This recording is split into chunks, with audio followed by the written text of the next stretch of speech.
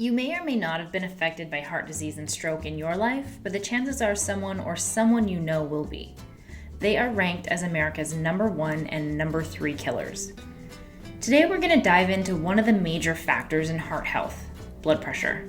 We'll be looking specifically at what causes it, how you can avoid it, and how to decrease your own blood pressure if it is in the high-risk zone. Okay, so what is blood pressure and what does it mean if it's high? Blood pressure is the measure of your systolic blood pressure, which is the top or first number in your blood pressure reading, over your diastolic blood pressure, which is the bottom or second number in your blood pressure reading. So your systolic blood pressure represents how much pressure your blood is exerting against your artery walls when your heart beats, and your diastolic blood pressure indicates how much pressure your blood is exerting against your artery walls when the heart is resting in between beats. Doctors typically say a healthy blood pressure is anywhere around or below 120/80. I'm going to hit you guys with a scary fact here. The risk of death from heart disease and stroke doubles with every 20 systolic or 10 diastolic increase among people from ages 40 to 89. So if your blood pressure goes up to 140/90, that's a scary place to be. If you only take one thing away from today's information, I want you to understand that it is super important for you to know your typical blood pressure results. If you know your gas mileage and you know your credit score and you think those are really good numbers for you to know for your life, you need to add this number to your list. It is so important to know your blood pressure numbers and to have your blood pressure checked regularly to monitor if it's increasing. If you're normally 117/77 and you take it one day and it's 137/90, you need to start looking at what's going on. That means that you should be alarmed, but you don't need to get your feathers ruffled over one reading. It does take multiple readings over time to know if you actually have high blood pressure. Also take into account the circumstances. If you just ran up 2 flights of stairs and sat down to check your blood pressure, that elevated reading only really confirms your recent physical activity. But if you just woke up, you're still laying in bed, you check your blood pressure, and your numbers are that high, then it's a really good idea to have a conversation with your doctor. Blood pressure is designed to elevate, and that is good for us, but it isn't designed to stay elevated. Think about a standard car with a stick shift. Can you drive that car 50 miles an hour in first gear? Maybe, but is the car designed to maintain that level of work over a long period of time? No. It will begin to cause damage to the motor and all kinds of things car-related that I have no idea about. And that's what happens to your heart. It might be able to manage for a little while, but it's only a matter of time before the damage catches up to it because it's doing too much work. So now that we have a basic understanding of what blood pressure is, let's dive a little deeper into understanding the different blood pressure categories. So the first category we have is normal blood pressure, which is a systolic number, as we mentioned, less than 120, and a diastolic number less than 80. An elevated blood pressure is the second category, representing a systolic number that is between 120 and 190 and less than 80. The following category is a high blood pressure, also known as hypertension, in stage 1. This begins between 130 and 139 or between 80 and 89 for your diastolic. The next category coming up is high blood pressure, stage 2. So here you will see your systolic at 140 or higher or 90 or higher diastolic. And the final blood pressure category we have here is known as hypertensive crisis, which means that you have a systolic reading that is higher than 180 and or a diastolic reading that is higher than 120. If your blood pressure numbers are in this category, you should consult your doctor immediately. And the scariest thing about this slide is, I don't know if you guys have heard before that blood pressure is called the silent killer. I have, on biometric screening events, tested blood pressure on multiple people over the years that are walking around feeling fine, and their numbers are in this hypertensive crisis range, and they don't feel it, so they don't believe it. I've had people where I've had to check their blood pressure multiple times, check it on both arms, check my own blood pressure to show them that the cuff is actually accurate, and it's kind of a scary spot that people in this hypertensive crisis can kind of be in a little bit of denial because they don't want to believe that their health is that alarming, especially when they don't feel bad. But if your numbers are creeping up, if you're in either one of these red zones, do not hesitate. Have a conversation with your doctor. And if your numbers are in that hypertensive crisis zone, don't get behind the wheel of a car. You could have a stroke. Get someone else to drive you to the hospital, or if you don't have means for that, call an ambulance, because you could be putting yourself and now other people in danger if you are actually behind the wheel of a car and you do have a stroke. So health is important, and it's important to all of us. Just make sure you're being responsible with these numbers. I started getting into it a little bit already, but officially, what can happen to your body if you have high blood pressure? So we've got a little list here of a few threats that high blood pressure can include. So I've got a list here of a few threats that high blood pressure, heart disease, sexual dysfunction, kidney disease, and/or kidney failure. And like I said, the scariest part of this is that you don't feel it. So if you have any of these symptoms, and you know that you have high blood pressure, please continue the conversation with your doctor or begin one, because you could be already down a road that you really need to get turned around on. Now, controlling and reducing your risk factors is not completely, but is very, very highly within your control. There are many things you can do to prevent or change this. And let's start by taking a look at some foods that you can incorporate into your meals that can work to lower your blood pressure and help to get you cape around these red beets, because red beets are a wonderful source for reducing your blood pressure. They're high in nitric oxide, which can help open your blood vessels and lower your blood pressure. And research shows that nitrates in beetroot juice can help lower blood pressure within just 24 hours. So if you know that your numbers are high, absolutely talk to your doctor. But if you want to do a little bit extra on your own, eating beets and drinking beetroot juice, if you have a juicer at home. If you don't, you can throw it in a blender with a little bit of water. You'll be getting more fiber than if you're just juicing alone, so you might feel more full, but beetroots and beetroot juice is an incredible way to lower your blood pressure. Eating whole grains like oatmeal is also really, really great for lowering your blood pressure. Oatmeal is high in fiber, low in fat, low in sodium, and it not only lowers your blood pressure, but it helps to fuel you and keep you full for the day.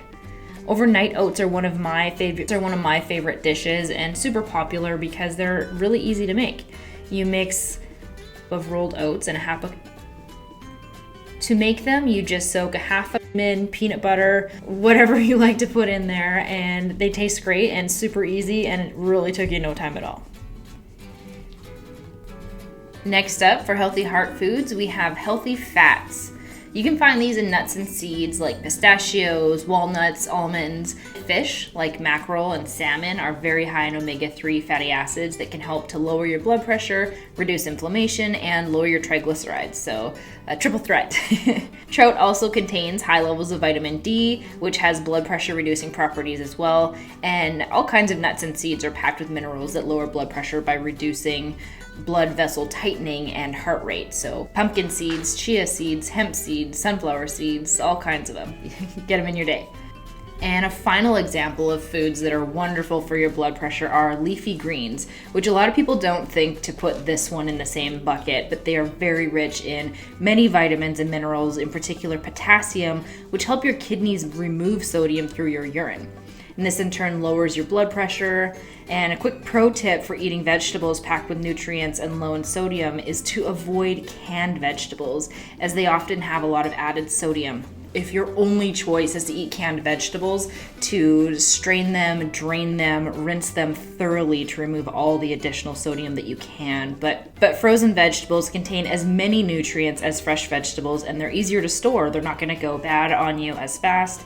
You can also blend frozen veggies with bananas and nut milk for a healthy green juice. My sister-in-law actually, on purpose, and now I started doing this, stores her spinach for smoothies in her freezer. So she doesn't have to worry about using it within a week if it takes her a couple of weeks to get through it. And then it also helps to keep it cold too. So she just grabs a handful of it, throws it in the blender, throws in whatever berries and nut milk she wants, and then there's her smoothie. So bam, healthy. Super easy. Now that we've discussed some foods that can help to lower your blood pressure, I also like to go over foods that can help to increase or keep your blood pressure high. And I think it's really important to understand. Okay, so we've probably all heard of this one. If you haven't, you've been living under a rock.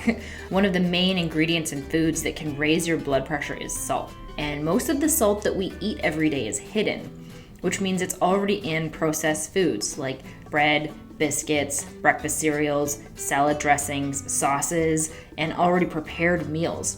That hidden salt accounts for around 75% of the salt that we eat, and only about 25% comes from salt that we actually add in ourselves while we're cooking or once we hit the table.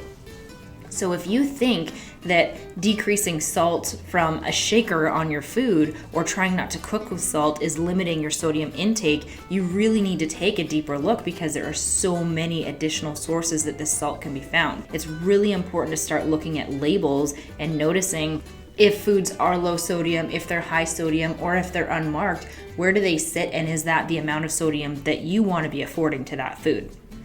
Thinking of it like a budget, if you have an amount of milligrams of sodium to use in a day, do you want to use 75% of them on one small bag of potato chips, or is it worth it for you to spread that out amongst multiple meals throughout a day? So really thinking about it in that budgetary mindset. By reading food labels, you can see if a food is low, medium, or high in salt, which does not always equate to low or high in sodium. We'll get into that a little bit later. Low means 0.3 grams or less per 100 grams of food, so you can eat lots of those types of food. Medium means a range of 0.3 to 1.5 grams of salt per 100 grams of food. Try to eat a small amount of those. And high levels of salt mean between 1.5 grams or more per 100 grams of food, and trying to avoid those or eat them very limiting. So now what does sodium mean? By law, companies have to list the salt content of food on the packaging. However, for some imported foods, the label may still list how much of sodium it contains. Salt is sodium chloride, and the sodium is the part that raises blood pressure. 1 gram of sodium is the same as 2.5 grams of salt, so you want to be looking at this a little bit differently from the previous chart. Low sodium is a range of 0.1 grams or less per 100 grams of food. Again, eat lots of these. Medium sodium is between 0.1 gram and 0.6 grams of sodium per food, trying to eat small amounts of these occasionally. And high levels of sodium are between 0.6 grams or more per 100 grams of food. Try to avoid these. So I imagine a lot of potato chips, a lot of crackers are going to be falling into that high sodium. Sometimes even soups, sauces, and dressings can be a big culprit of this one. Canned and prepared meats, so sandwich meats and deli meats, they can be really, really high in sodium too. And just as a general rule, try to pay attention to if foods taste salty or not. Now, depending on where you're at with this, if you've been watching your sodium for a while, you might have a gauge for this, you might not. But as you start limiting high sodium and high salt foods, you'll be able to start noticing if a food actually tastes salty, and then it might not be as appealing to you anymore. Oh, and I forgot. French fries, they're going to be on the list of that high sodium. So again, limiting sparingly, or if you know you're going to be eating French fries, guzzle that water to counteract. Okay, so now we're understanding salt and sodium and the varying levels and where it's going to come from. Let's talk about a few tips in the kitchen and on your plate to reduce sodium intake. So obviously, like we've said, try not to add salt when you're cooking, including salty food. So try not to add salty foods and sauces to your food, like soy sauce. If you do have an option for low sodium, it's going to be a great one to choose. Stock cubes and gravy granules are notoriously high in sodium and salt. So then try to incorporate herbs and spices and seasonings into your meals, like chili flakes or chili powder, ginger, lemon, lime juice for flavor. Garlic is a favorite of mine, and of course dill. I don't go a day without dill, guys. If you're finding it difficult to avoid salt and that salty flavor, you could try a low sodium salt substitute. And if you have kidney problems or diabetes, you're definitely going to want to check with your doctor or your nurse before you try to add that in. Another food item to be cautious when you're purchasing that can be high in sodium are jarred cooking sauces and table sauces, specifically ketchup, mustard. Pickles contain a lot of salt. Check the label and choose low salt options on those. And then again, as we mentioned before, keeping an eye out for which bread and breakfast cereals you buy. Again, they might not be tasting salty, but these items can contain a lot of salt. So check the labels and compare the brands to choose the option that you feel most comfortable with. I'd also recommend limiting your intake of smoked and processed meats and fish, as they contain a lot of salt. Also, in general, steer away from processed foods that can often be packed with salt. If you're looking for that smoky flavor that you don't want to be eating cured meats, Smoked paprika has changed my life, and I add it on just about everything. Well, there's some foods that can have dill and the other foods can have smoked paprika. So between those two, I'm set in my spices department. When you're eating out, you can ask the server if your meal can be prepared with less or no or very little salt. It might not be possible. Some meals are already pre-prepared and kind of pre-mixed, but it's always worth asking if your blood pressure is teetering up there. And you can always look for low salt recipes. There's so many cookbooks available, recipes online. If you guys have ever heard of Pinterest, the recipes on there, you can go down a rabbit hole fast. So if you're looking to be cooking without salt and sodium at home, you can find a way. As you start switching, your taste buds might notice that there's something up with the missing salt, but don't give up. Foods won't always taste bland. After a few weeks, your taste buds will start to adjust and you'll start to enjoy food with less salt. 6 grams per day of salt is the maximum any person should be eating, and the less you eat, the better. So again, trying to get those additional spices and herbs in there. Keep your taste buds happy and keep that salt intake down. And just for reference on that, for anyone who doesn't know, 4 grams is the equivalent of 1 sugar cube. So 6 grams of salt in a day is really only 1.5 sugar cubes, so it's not a lot, and we really need to keep it below that. Eating less salt is obviously only one part of eating a diet to improve your blood pressure or keep it at a healthy spot. There's a number of other factors that will definitely help you to lower your risk of heart attack and stroke. Eating a diet that has an abundance of fruits and vegetables, at least 3 servings of vegetables and 2 servings of fruit per day, is definitely going to help you. Eating more fruit and vegetables has been proven to help lower your blood pressure because fruits and vegetables are full of vitamins, minerals, and fiber to keep your body in good condition. They also contain potassium, which helps to balance out the negative effects of salt, and this has a direct effect on your blood pressure and helping to lower it. If you are currently drinking too much alcohol, this is going to be raising your blood pressure over time. In addition, the alcohol contains a lot of calories, which can make you gain weight and as a result, increase your blood pressure. If you keep the recommended limits for alcohol, this is going to help you keep your blood pressure down. The current guidelines are that all adults, men and women, consume no more than 14 units of alcohol a week. 1 unit of alcohol is the equivalent of 10 milliliters or 8 grams of pure alcohol. But because alcoholic drinks have different strengths and come in different sizes, knowing what counts as a unit is not always easy. It's often a lot less than you think. So what does 14 units look like? 6 175 milliliter glasses of wine, 6 pints of normal strength beer or ale, 5 pints of cider, 14 single 25 milliliter measures of spirits, and that all is adding up to your 14 units in a week. So the recommendation is to be below that 14. And depending on the size of person that you are, obviously if you're a smaller person, try to be on the lower end of 14. So we've gone over a lot of details today, really explaining in depth where blood pressure comes from, how to improve it, the factors that are within your control. So I hope this has really opened your eyes and helped you to realize that even if you have a genetic factor, even if your blood pressure is not at the spot that you want it to be right now, you really do have a lot of control and can make a lot of change and affect where those numbers go in the future. Thanks so much for being a part of today's presentation. If you have any questions, feel free to reach out to us.